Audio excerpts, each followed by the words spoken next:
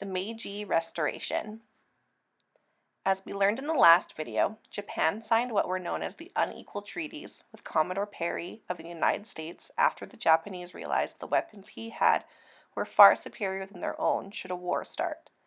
And the people were upset with the inefficiency of the shogun system. They were ready for a change. Prince Matsuhito was made an emperor as a teenager.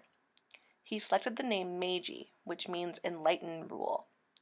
While historically the emperors of Japan had been more figureheads without much real power, the government now emphasized the importance of the emperor being restored to his rightful place.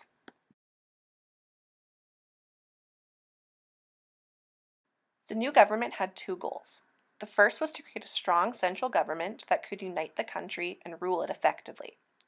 The samurai became the emperor's advisors, and the daimyo were encouraged to turn over their lands to the government in exchange for pensions. The feudal system had come to an end. Commoners were given more rights, including where they could live and what job they could have. They could even own land, and laws were passed to end the discrimination against the outcasts.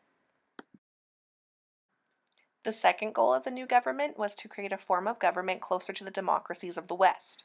The first step towards this goal was to change the education system.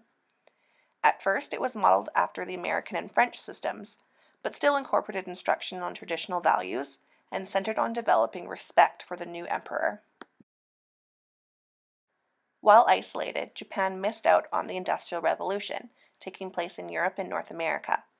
Machines and factories were built where many employees could produce large amounts of goods. Transportation and communication were also greatly improved during this period. Knowing how impressed the Japanese were with his ships, Commodore Perry brought gifts of a miniature steam engine with its own track and 2 telegraph sets. In exchange, he received porcelain and silk to bring back to America. The government began hiring experts and advisors from around the world to do jobs like installing factories and machinery and training Japanese workers to use them. Representatives also visited Europe and the United States to learn about Western culture, shipbuilding, military science, and medicine. In this increased effort to westernize, Japanese officials also wanted to make Japan acceptable to foreigners. They outlawed behaviors that visitors might find offensive, such as wearing kimonos, having long hair, tattooing, and public bathing. The military and police were also ordered to wear Western uniforms, and even the emperor wore Western clothing. Many Japanese worried that their society was going too far in its westernization, especially when the unequal treaties were never amended.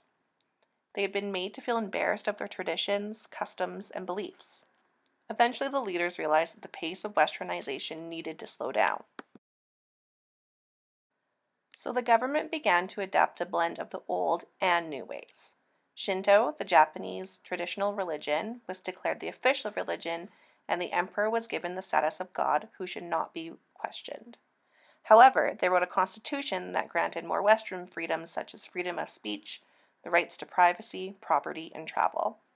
Japan's new motto was Western Science, Japanese Essence.